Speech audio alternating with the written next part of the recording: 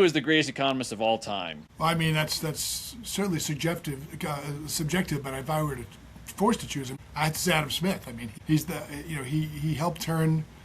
The influence is indisputable, and he helped turn scattered observations about trade and wealth into a coherent science of cooperation. I mean, that would be it. I think that's kind of a canned answer. I have a second if you'd like, but let's let my colleague answer. Well, my answer was going to be it's too early to tell because Pete Earle is still on the clock. But I will say Ludwig von Mises and his students himself regarded him as a part of the classical tradition. But of course, as economic thought develops over time, you're going to have enhancements, attempts at corrections, sometimes that turn out to be good, some that don't. So that would be my answer. Mm-hmm. I probably should have said Adam Smith, but I'm going to say Friedrich Hayek is my favorite in terms of who has taught me probably the most about economics and about sort of social philosophy in general. Well, favorite's a different question, though. That's right. That's a fair point. You're right. I cheated on the question a little bit. Okay. All right. Well, Pete, Jeff, thanks for joining me. We're going to have a conversation here about a school of economics that many people have probably heard of, but in maybe a variety of contexts, the Austrian School of Economics. Sometimes you hear politicians even talking about Hayek or Mises or the Austrians. Ron Paul famously emphasized Austrian economics. It's an interesting school of thought. It's a lot of people in it over, I guess, almost 2 centuries now, century and a half. And I guess the first question, before we kind of dive into what is it and where to come from, where or why might people have heard of it? I mentioned Ron Paul, but where else do you see, like in sort of unexpected conversations, people like, oh, the Austrians. Yeah, I like Austrian economics. Oh, Paul, you mentioned Friedrich Hayek is your favorite economist, and his Nobel Prize in 1974 was something that caught the world's attention, and that came at an era where you started to see deregulation in many parts of the world, in part because of Hayek's work, but he's coming out of that Austrian tradition. He's often referred to as a key part of the Austrian school, and so that's one source. But Ron Paul has been a recent popularizer of those ideas. But Pete's got some ideas here too. I think I want to step aside here. Yeah, I mean, all true. I mean, I think anywhere today you find discussion of free markets, classical liberalism, debates on monetary policy or central banking, entrepreneurship, inflation more recently, you're likely to find some public discussion of the Austrian School of Economics. Anytime you mention the gold standard, it's going to come up.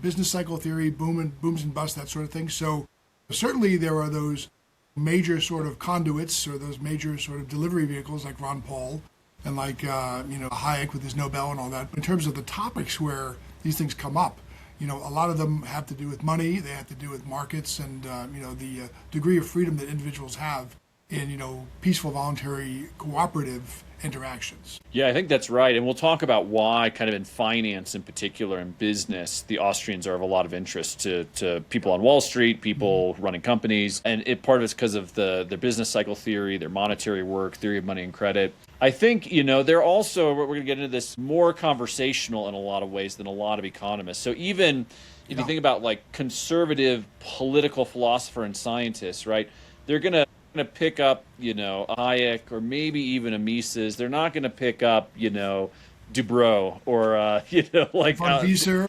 Yeah, exactly. Samuelson. And so even in more conservative circles, the non-economist thinkers often kind of gravitate to the Austrians for a variety of reasons. So we'll kind of unpack that as we get into it. But the Austrian school is very broad. It's something the three of us have a lot of background in and knowledge of. I'm going to kind of frame things up just a little bit for listeners, and then I want you guys to jump in terms of highlighting some of the distinctives of Austrian economics that really stand out to you or that you appreciate. So, Pete, you mentioned Adam Smith, father of economics. This is mid-1700s. He writes The Wealth of Nations. Right. Really kind of kicks off what we call classical economics. And, of course, another famous economist, David Ricardo, kind of picks up the mantle of Smith, develops a lot of ideas of comparative advantage and trade, capital, wages. Marx is in there, but we don't really talk about him. Or maybe we'll come back and talk about Marx, whether he's really an economist or not. But he's kind of in this classical world. But then something very important happens in the history of economic thought, which we call the marginal revolution. So This is 1870s, and it's really a remarkable time and change that happens. I would always tell my students, you have three different economists in three different countries writing in three different languages that all kind of come up with this sort of central insight that kicks off modern economics. The idea that we should evaluate things in a marginal or an additional capacity. So the question is not how valuable are teachers, but how much am I willing to pay one additional teacher versus one additional NFL player. And so people want to say, okay, are teachers, NFL players more important? And they look at like how much spending there is, or they look at the salary differential. But that's not really using marginal analysis. It's not thinking, okay, what's the supply and demand or opportunity for one more teacher versus one more NFL player. But anyway, so the three thinkers, one of them is an Austrian, which is why I bring it up. Karl Menger, who's kind of the founder or father of the Austrian School of Economics, is one of these three figures who is revolutionizing economics with this sort of marginal analysis. Also subjective utility, which we'll get into, the importance of subjectivity in terms of tastes and preferences. The other two, just to mention them, are Leon Walras, writing in French, I think, who's very kind of mathematical, but also this marginal approach. And then William Stanley Jevons in England, who is more in kind of the English tradition. So anyway, so we've got classical economics, Adam Smith, Ricardo. Then you have this major change, marginal revolution, these three different thinkers, and each of them kind of represents, I don't know, maybe a different strand of where modern economics goes. So we're going to focus on Karl Menger and the Austrian. So, Pete, let's go to you first in terms of what would you add on to that? What in terms of the distinctives or thinking about what Karl Menger was doing, not just with the marginal revolution piece I described, but more broadly in how he saw economics as a science and a area of thought. So the broad brushstrokes here are that, you know, the break from the previous early classical economics was, rather than explaining prices as a function of inputs or production cost or labor input, that sort of thing, you know, these three individuals pretty much independently, which is fascinating, in the same way that calculus was discovered by Leibniz and Newton, right? All three of them began to focus on the value of the next good to the chooser, right? So you mentioned Jevons in England, Walras in Lausanne in French, and then Menger in Vienna. And, you know, their work is united by the fact that value emerges at the margin, but their paths were very different. You mentioned Jevons emphasized a mathematical utility. Walras took the general equilibrium approach, which of course is, you know, still around in some ways today. But Menger developed a very, you know, a causal and verbal sort of theory of subjective value that became the foundation of Austrian economics even to this day. And so, you know, what mattered there is that we moved in economics from what things cost to what are people willing to give up for one incremental unit. And that's a lot closer to the way markets really work. And it involved a solution to the water, you know, and diamond paradox and all these sorts of things. So this was a really pivotal moment in the development of economics. Exactly. Great. Jeff, what would you add? Well, I guess I would just take a springboard approach on this water diamond paradox, because the classical economists raised this question about, let's take water, you know, it's essential for life, but it's nearly free in terms of price, right? Well, at the same time, diamonds, they're a luxury, but they're very expensive. They're not essential to life. So what solves this paradox, the diamond water paradox? And so the short, quick and dirty answer from Menger and the marginal folks is that it's not about the class of water or diamonds, but it's about that additional unit. So when I go to purchase a diamond engagement ring for my wife, I just need one unit, right? I'm not buying all diamonds. Whereas at the same time, water, we're not worried about purchasing that next unit or expending a lot of wealth on that. And so that really speaks to the subjective nature of valuation that Menger really emphasizes. And so the solution to the diamond water paradox has to do with, as Pete mentioned, is really about how consumers view those things in their eyes in terms of the next additional unit. And so there's a real focus on what consumers desire to achieve with their income or with their means that are available to them. And I see that as really just an extension, as moving forward from classical economics rather than a complete break, if you will, but it represents an advancement, I think, in economic thinking. Right. Well, I mentioned Marx, and I'm going to throw him under the bus because you never throw Marx under the bus too often. But there are a couple elements in sort of the formulation of Smith and even Ricardo that cause confusion and problems that are getting cleared up here. And I'm thinking in particular where they would try to differentiate between use value and exchange value, right? Like goods have a certain value when you use them, and they have a different value perhaps when you exchange them. And so like water is very useful, but the exchange value is very low, and diamonds are not very useful, but the exchange value is very high, and that's kind of weird. So those categories are not super helpful. And then Marx kind of takes those categories and goes as unhelpful as you can get, where he's sort of like, well, yeah, use value and exchange value are the central ideas of economics, and now you have this difference between what people are paid and what their labor should be worth, and he goes off in these directions of the labor theory of value, that labor creates value. And so I bring that up because the marginal revolution basically made Marx obsolete, like before he had died even. It was sort of like, everything you've done is totally wrong from an economic standpoint, which is why you don't really find Marxists in econ departments. They've sort of been excommunicated because it just doesn't work in a marginal sense. You find it in every other department, but not in economics. That's right. Right. Exactly. It's sort of colonized everywhere except the econ.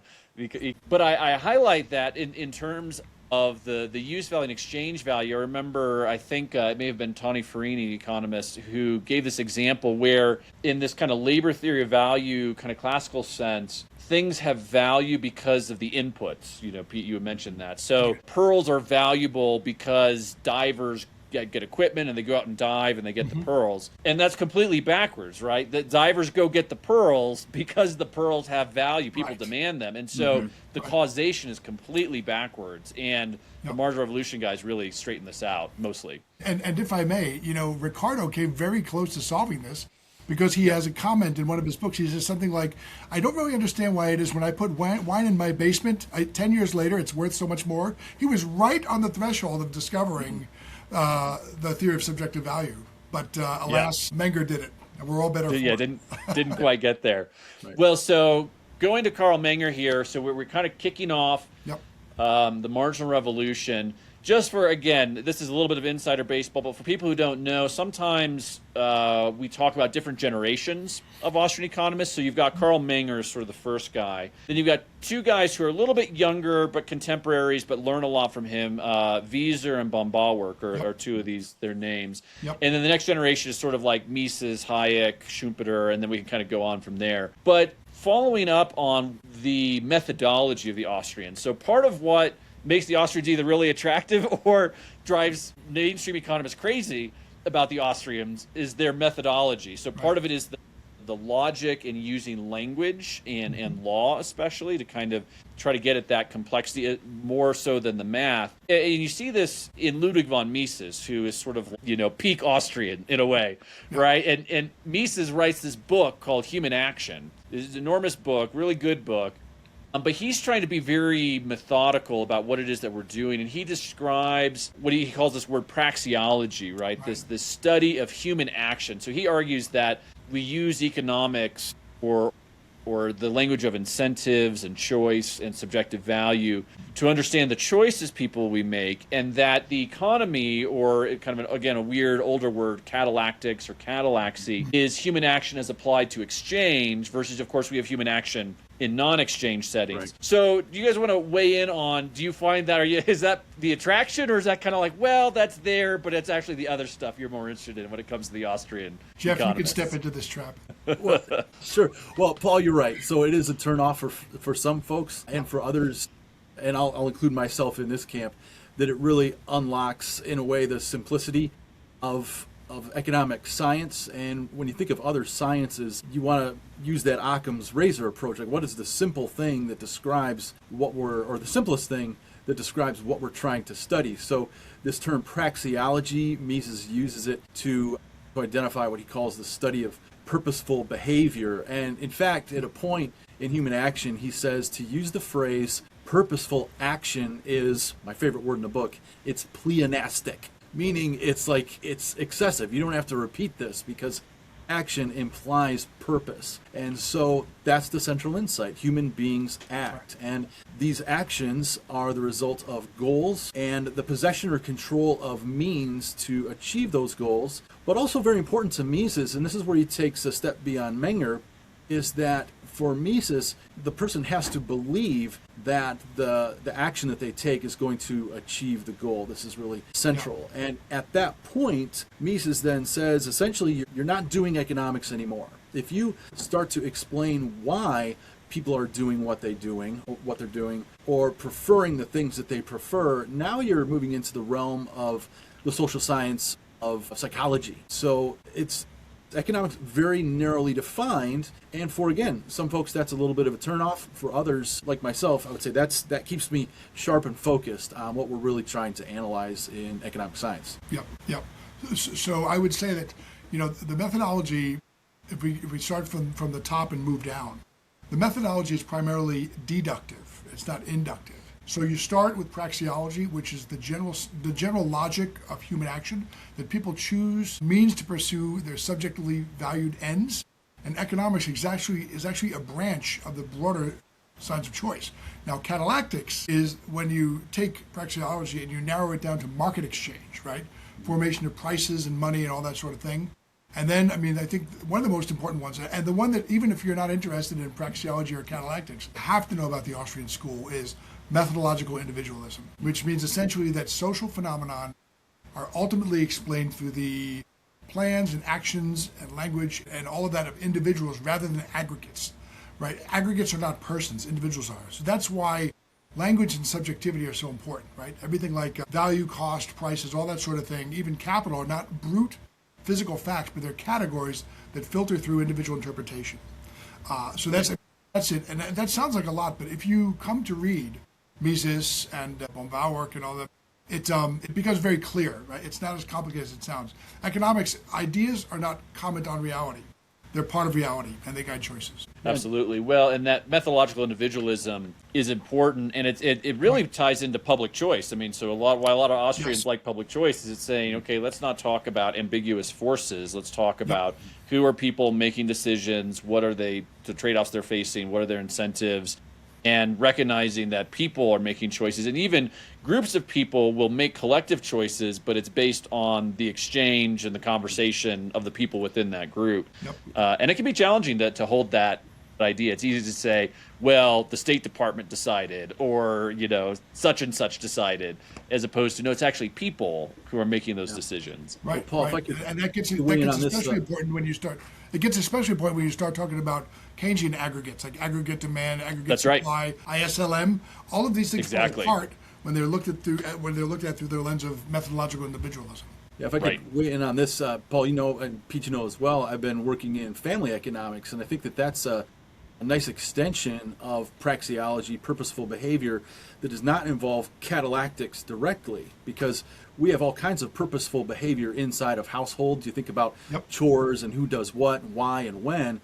Right? That's purposeful behavior, but it doesn't necessarily involve prices per se within the household. So it's, I think, a nice extension and very practical. And for some folks, the practicality of looking at the logic of action is, I think, it allows us to think about things more broadly, and go beyond, rather, just price formation and things of that nature. Sure. Absolutely. Well, and the Austrian economics, people who describe themselves as Austrians, they're certainly a small minority of the economics profession, right? They're definitely a minority. However, Jeff, to your point, there are a number of really prominent economists who are both aware of the Austrians, who interact with them, sometimes who even describe themselves as fellow travelers. So I think James Buchanan described himself this way.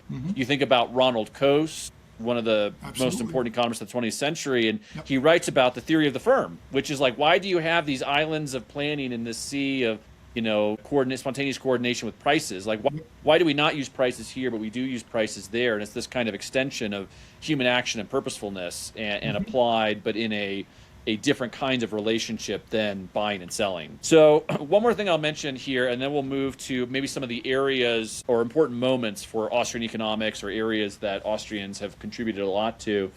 Just to put a bow on how Austrians approach social sciences, how they approach knowledge, I really like something that Hayek said, where he put it that the facts of the social sciences are what people think and believe, right? And this goes to your point, where it's easy to say the facts of the social sciences are what is GDP, or what is the price level, or what is, and like those things are out there, but actually from an analytical standpoint, if you really want to understand behavior, you need to know what people think and believe. What are they pursuing? Sure. What do they expect? And so Austrians really focus on that kind of internal motivation, that methodological individualism, the choice outcome focus of people. That's what it means to be purposeful. Right. Okay, so Pete, you've mentioned von Bauwerk a couple times. So Eugene von Bauwerk, this is late 1800s in the early 90s. He's most known, I think, for developing ideas around capital theory, which we're going to spend some time talking about. But he also, people know less about this, was one of the very early and comprehensive critics of Marx and sort of the Marxian whole approach to things. So do you want to comment a little bit on sort of von Bauwerk and what he was doing, what he contributed, sort of what he was kind of adding to the conversation? Yeah, and he took Menger's body of theory and he ran with it and he applied it. And I think there's two major things. First of all, his critique of Marx challenged the labor theory of value and exploitation doctrine. And he showed that interest and profit derive from interactions between time preference and the structure of capital, not class relations. Huge thing. And that actually later, some of the foundations of that wind up reappearing in some forms in the socialist calculation debate. But I mean, that's a huge thing because I mean, everyone from, so many economists, really most of the profession, or it wasn't even a profession yet, but most of the science was based upon trying to find out what made items differently valued, or what, that sort of thing. And the subjective theory of value was one thing, but then showing that it's stage of production and time preference that differentiate goods in the production process, not class relations, not oppression, that explain the value of items, was immensely important and predictably had absolutely no influence whatsoever on dissuading Marxists from their chosen ideologies. So he did a service, but I mean, I don't think for some folks there's any amount of convincing that would be sufficient. You didn't quite have the steak or the garlic to really finish it off.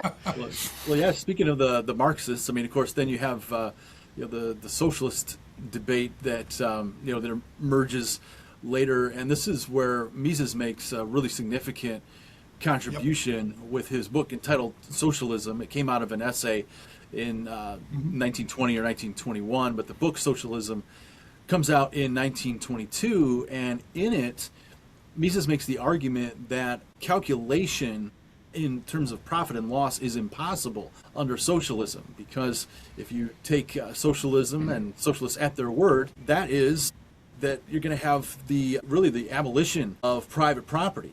So Mises says if that's the case, then you cannot have genuine exchange, and you can't have genuine exchange ratios or prices. And without prices, then it's impossible for entrepreneurs to calculate profit and loss and to make rational decisions about how to allocate resources. And so that becomes known as a part of the calculation debate. And it's a really significant contribution that the socialists themselves really recognized and said, boy, we've got a problem here. We've got to address this question of price formation. And so that's Mises' contribution.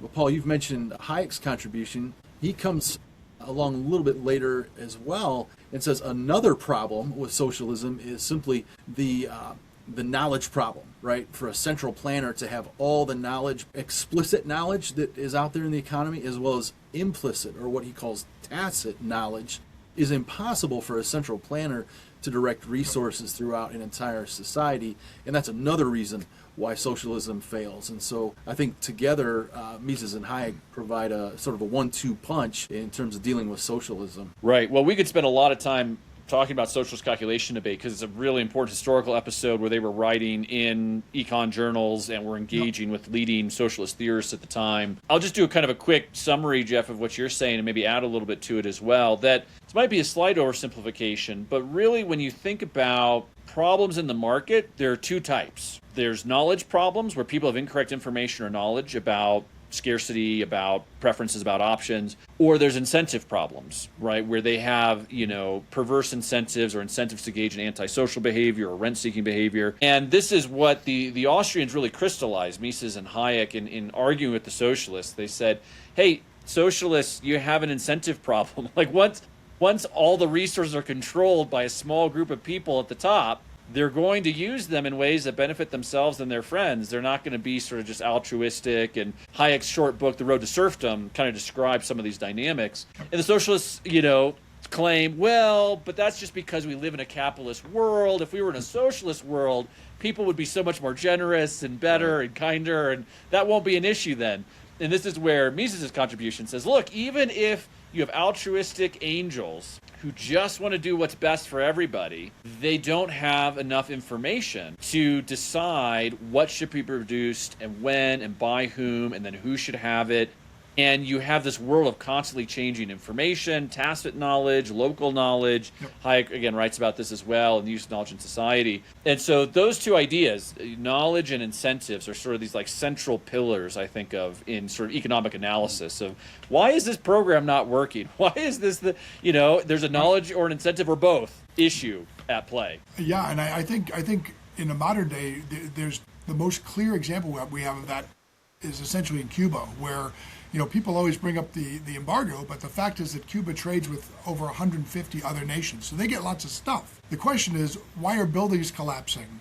And the answer is because when these things arrive in Havana, it's not a market process that decides, it's not prices that decides where capital goods are allocated, what happens to them. It's a general or an official saying, okay, we're going to fix this bridge when maybe fixing this building would be better or whatever. And that would happen if there are prices, and there are no prices. So that's what that's the example I always go to is, why does a country which engaging in so much trade outside of the U.S. still have buildings collapsing and so much, why is so much defunct? And the answer is because they don't have a rational process of allocating capital goods. Exactly. Well, and I know Thomas Sowell and others have written a lot about the Soviet Union, similar kind of thing of what kind of glass do you make, what kind of shoes, and you have this sort of incredible diversity in the U.S., right? And I mean, there's stories of communist leaders coming to Western Europe or the U.S. They're just like, their mind is boggled. Like, how can you have 300 different kinds of shoes? Like, who plans which ones get made and when and how? And just, the grocery stores, amazing. Yeah.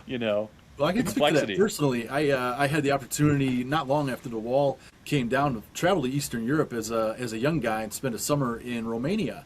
And, we were always astonished by, as you said, the responses of Eastern Bloc leaders when they saw the cornucopia of goods in Western grocery stores, and Khrushchev is famous for this. But I myself experienced that, spent one summer in Romania, and then returned home to a grocery store and felt like it was an avalanche of goods and services available. It was a little psychologically overwhelming. And truly, capitalism delivers the goods, so to speak, where socialism delivers breadlines and poverty and the kind of capital destruction that Pete was describing, like we see in Cuba. Yep. This is a little bit of a side note, but you guys probably appreciate this, and maybe our listeners probably do too. There's been kind of a renaissance in gas stations, like these gas stations, like Wawa or others, like have working on service. But you go into these places and they are like a monument to capitalism. Like, whatever you need, they have it. Are you hungry? Are you thirsty? Do you need something for your car? Do you have a headache? You go into these little gas stations all over the place, and it's remarkable, just the options and the variety in just these little, not even a Walmart, just like a little gas station, the amount of service it can provide in a dynamic market setting. When I was in Tempe, Arizona, I went into a rest stop, and they had showers for like 5 cents a minute.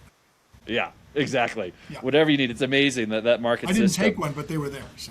But yeah, we had the option, right? Right. So let's talk about a few other areas that the Austrians have contributed significantly to different fields. And maybe even before we do that, just what we're talking about here, something I like to talk about and Austrians talk about is we focus a lot on market process, right? So like markets as opposed to planning, and process as opposed to like an equilibrium outcome. Like certainly equilibrium has its uses as a theoretical construct, but really everything, the economy is just this one big process of people doing stuff and price discovery, exploration, experimentation. And the Austrians, like that, I think, is a kind of a central part of how they just approach the world wherever they go, like in whatever field. And so I'm just going to highlight a couple major fields here, and then we can go wherever you guys want in terms of elaborating them more. Areas that I like to emphasize where Austrians have made significant contributions are entrepreneurship. So you have the idea of creative destruction from Joseph Schumpeter, who's, a little bit of the odd uncle of Austrian, but is still an Austrian. You've got Israel Kirzner, a more recent Austrian economist who talks about entrepreneurial alertness and discovery. So entrepreneurship, Austrians have contributed, and there's more recent as well, contributed a lot.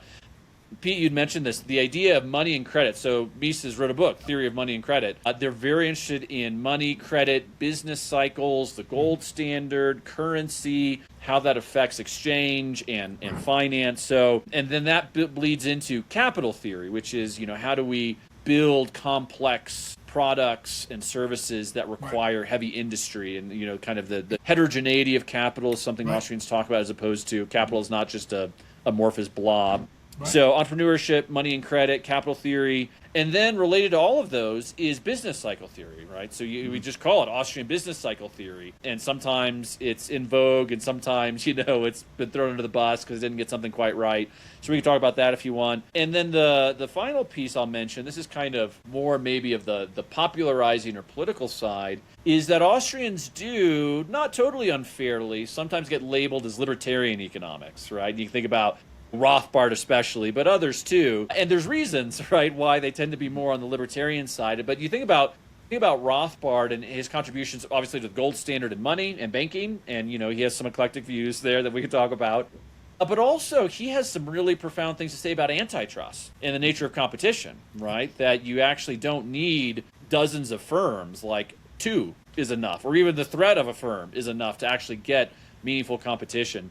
So anyway, I don't know if any of these jumped out at you or where you guys want to go, but these are just some of the areas, or if you want to add areas I've missed where Austrians have really contributed a lot. But what strikes your fancy here? Well, Pete, is it okay to maybe talk about business cycle theory a little bit and talk about theory of money and credit from Mises? So this is Ludwig von Mises, one of his early works in 1912, and our professor, we studied under Guido Holzmann in Angers, France. He has a critique for the English translation of the theory of money and credit. He says it should be translated from the German as the theory of money and, wait for it, fiduciary media, right? And this is really, and it is true, that's probably a better translation. But the idea of fiduciary media is the idea that banks will issue credits and make deposits into checking accounts simply based on their belief that the borrower is going to be able to pay back in the terms agreed upon over time. So this kind of credit expansion is not necessarily based upon real resources. And the short of the long is that Mises views this as the action taken by banks, commercial banks, that really initiates the business cycle. And so that gets articulated in the theory of money and fiduciary media. And of course, Hayek is famous then for expanding a little bit more on sort of the mechanics, if you will, of what happens in a credit expansion, which creates a boom, which then leads to a bust. And Hayek's contribution there is to talk about how the capital structure is altered under this kind of expansionary credit environment. And so that's a major contribution that, again, Mises and Hayek really make a big contribution in terms of how we understand boom and bust these days. Right. Yeah, I mean, I agree. The idea is that at any given time, there's a natural rate of interest. And to the extent that a policy rate, which means a rate set by a currency board or a central bank, whatever, either undershoots or overshoots that natural rate of interest, you get credit creation or credit destruction. Almost always it's asymmetric. It's credit creation, lowering rates to try to stimulate activity. And what winds up happening is that you get you get more and more roundabout processes, being longer terms, longer time series of production. And what happens is you actually wind up building and generating production, generating goods and services for which there actually is no demand or less demand than expected. That's called malinvestment. So what happens is when you have credit expansion, you get problems with intertemporal coordination, and that leads to unsustainable booms. And I just wrote an article last week where I said, I do think that AI is a real technology and it will probably add a lot of productivity, but I also think we are starting to generate some malinvestment because rates were low for a long time. Rates are still probably lower than they should be, I'm not sure, but at any rate, there's a lot building going on, like $700 billion right now. And it's not certain that there's going to be demand for all of those services. So we'll see what happens. Right. So I think, to kind of summarize what you guys are saying, when we talk about time preference, Right. we talk about sort of intertemporal coordination, the structure of production, kind of economic jargon, but really it's very simple, which is every person has to make decisions about how much they consume today and how much they consume in the future. And that can be very simple in terms of I have a certain amount of food in my house or a meal, and if I eat more of my meal now, there'll be fewer leftovers tomorrow. Or if I use more of something now, there'll be less later until I restock. And so as human beings, we make these decisions all the time, right? Now versus later, how much later? Are we planning for next week? Are we planning for 50 years from now? And what you guys are describing, what the Austrians are talking about, is that interest rates is basically a kind of price, right? It's a cost or a reward for waiting or borrowing. And that price can go up and down, right? 10% is a relatively high cost given our current environment. 1% is a very low cost, which says, hey, 1% is we call a very low discount rate, which says, hey, if you consume stuff now, you're not really giving up that much because at 1%, it's not going to increase very much. You're not going to get that much in the future. Versus at 10% or 15% or 20%, to use a dollar or consume something now means you're giving up a whole lot in the future. Now, I highlight that for the individual level, but what the Austrians talk about is that society has to make that decision, right? How much do we invest in data centers versus building, transatlantic ship transports or planes or rockets or more houses? And these things take different amounts of time to build. They have different kinds of payoffs in terms of when people can enjoy them, and maybe the payoff is 6 months from now or 2 years or 5 years. Very complicated. Nobody knows the answer. We're just talking about how planners can't know that. But in a dynamic economy, just like with the price of eggs sort of matching supply and demand for eggs so we don't have a big shortage, ideally in a competitive system, interest rates and profitability rates are going to lead people to shift their production decisions, right? Do I build something that has a 3-year shelf life or a 10-year shelf life? The 10-year shelf life is more expensive to build, but if the discount rate is low enough, I want to do that as opposed to focus on the near term. And Right, and so the question, well, go ahead. Exactly. Go ahead. In the absence of in the absence Sorry. of policy rate, right? In the absence of a policy rate, it's going to be the market clearing rate of the loan market that's going to decide, right? So, when lots of loans go out, the interest rate does one thing. When there's, a paucity, they do the other. But when you have those rates being undercut, what you wind up doing is you wind up sort of distorting signals from the loan market as to the actual demand out there, the actual appetite for goods, and there's more and more investment at longer time frames when actually the rates that are being suggested or the rates that the policy rate are expressing are vastly greater than the actual appetite for those goods or services that are produced or whatever. So that's when you wind up having malinvestment generated and bust. But yeah, typically it's the market clearing level and the rate, the loan market, that would determine, where that would actually indicate where time preferences are. Well, and this is where, to be good expand on this Austrians, a little bit. right, we've got to talk about the Federal Reserve, right? And maybe, Jeff, you're going here with the Federal Reserve, so I'll kick it back to you in just a second here. But what is the policy rate, the interest rate? So the Federal Reserve is the central bank that has a lot of, power over interest rates. Ron Paul, of course, is famous for, when he audit the Fed is the problem. Austrians generally point to the Fed. There's some debate about whether you would have boom bust without kind of a central bank, and a lot of money and banking debates we don't need to get into right now on that. But Pete, to your point, what's interesting about the Federal Reserve is that it can artificially lower interest rates, so kind of lower a price artificially, and a lot of people think the housing bubble pre-2008 was in part or maybe fully fueled by the Federal Reserve putting interest rates too low for too long artificially. So that's kind of a very case one option. But case two, Pete, to your point, is that the interest rate in a market should be set by supply and demand, just like the price of eggs is set by supply and demand.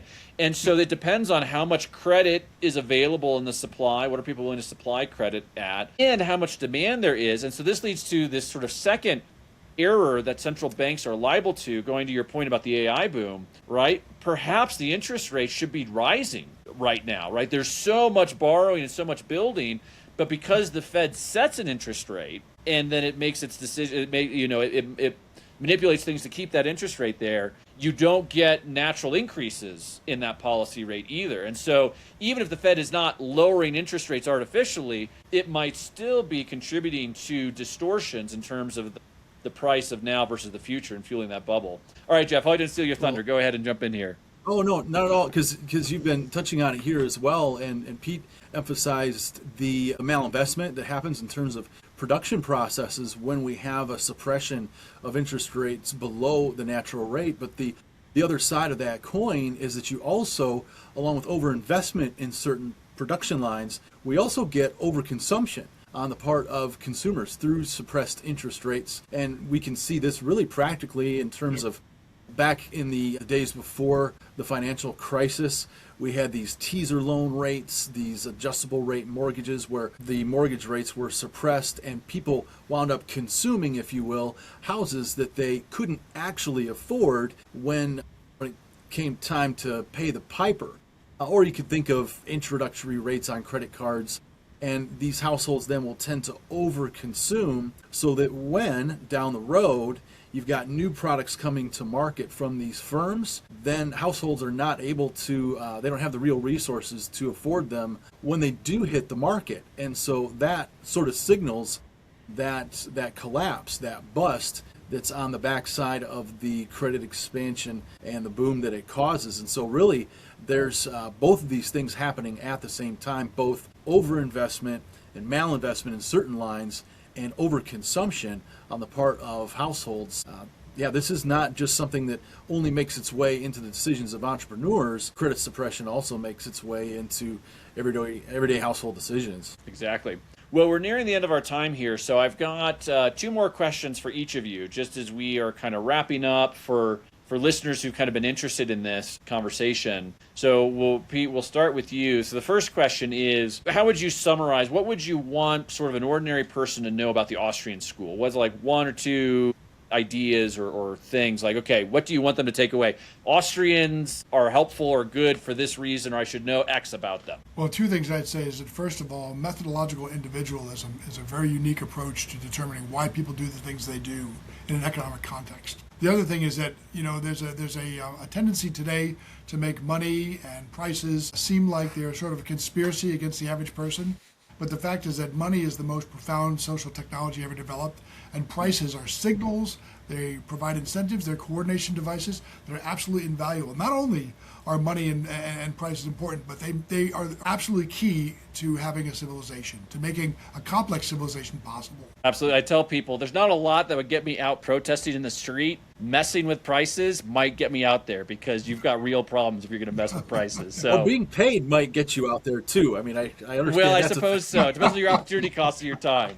But yeah, getting paid. That's right. Exactly. Yeah, what's the price? So, Jeff, what would you add? What's 1 or 2 things you want people to kind of keep in mind or take away from thinking about the Austrian economists, the Austrian school? Yeah, for me, it's something that's actually a debate inside of the Austrian school, and that has to do with the nature of property rights. Mises makes the argument that property rights are an important convention that evolve over time as people discover that, hey, look, property rights and claims to titles, these are things that make it more possible. It makes it a little easier for me to achieve economic goals. Well, another faction or another part of the Austrian school, if you will, really embodied by Murray Rothbard, envisions property rights as a part of a natural rights order. And I think that both of these things can be true at the same time, but really it's that defense of property rights in order to build civilization, in order to build a division of labor. And that's a key point of emphasis in the Austrian school that I think has some very important policy implications.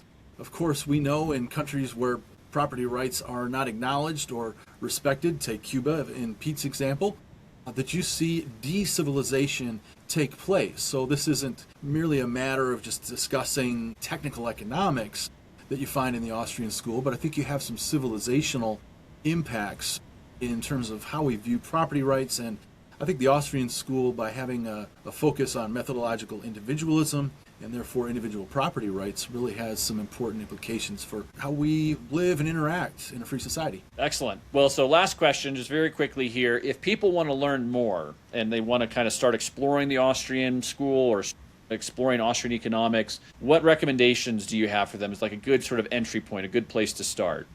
I would say come and peruse the articles at AIER to start with. But there's other places like the Mises Institute and the Mercator Center that has some good stuff. But also I'd say that a very illuminating way to learn Austrian economics, if you want to really get into it, is to read it comparatively. Compare it with Smith, Ricardo, Marshall, Keynes, all that sort of thing, and really get a feel for how the methodology and the focus is different than some of the other neoclassical thinkers. Okay, great. Jeff, what would you suggest? Well, I think if someone's new to economics, that Henry Hazlitt's Economics in One Lesson is a classic entry point for folks who don't necessarily have a training in economics. Interesting, like Menger, Hazlitt was a journalist, so he was really communicating to the everyman in terms of that piece. So that's a classic, Economics in One Lesson. If you do have a background in economics, I actually like to point people towards Mises' Theory and History. And this is really to Pete's point about looking at the Austrians alongside other schools of thought, because there he illuminates why Austrians emphasize theory around human action and view sort of mathematical economics a little bit as a different pursuit. And so Theory and History, I think, is a real good place to look as well if you've got some background in economics. So those would be my two recommendations. Yeah, those are good. I always, I love Hayek, so Use of Knowledge in Society is a good place to start, or Road to Serfdom, just to kind of like get some of the dynamics going. And then Menger, this is maybe an unappreciated one. Maybe it's my niche interest in monetary stuff, but Menger's Origins of Money is sort of a little bit longer essay, not terribly long, but it's a good way of just sort of like how they see the world and like this thing that we use all the time. Where does it come from? How did it emerge? Because we haven't really even talked about like spontaneous order or emergent order. Right. So much more we could talk about. But Pete and Jeff, thank you for joining me for this episode of The Economist Next Door. Thank you. Thank you.